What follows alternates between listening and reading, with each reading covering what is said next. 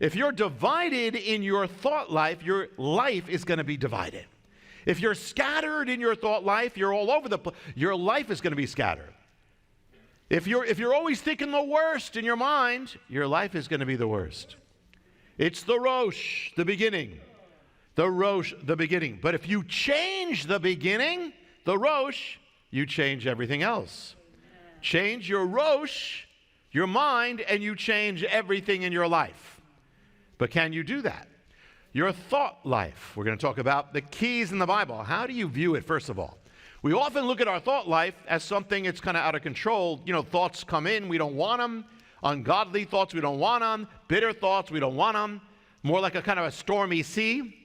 Well, the first idea we have that trips us up is that we don't really have control to really change our mind, our thinking. We have to think this way because this is the way I think. And this is what I experience. I don't want to think it, but I do.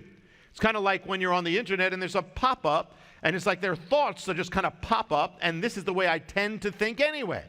I tend to be critical, or I tend to be pessimistic.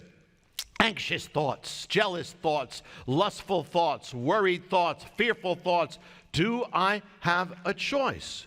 Well, your thought life is what you're living in every day. Do you have power to change it?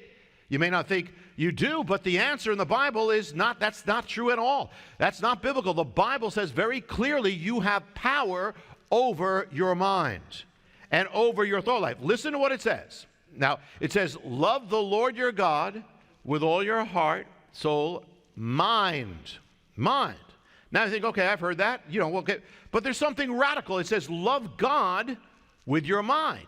Now, if somebody says, cook a meal in your oven, it's not the oven that's controlling you. You are controlling the oven to cook the meal. So if it says, love God with your mind, it means you have power over your mind. Your mind doesn't control you. You control your mind, your heart. The mind is a vessel that you are to use for God. One of the keys of gaining control of your thought life is taking responsibility for your thought life.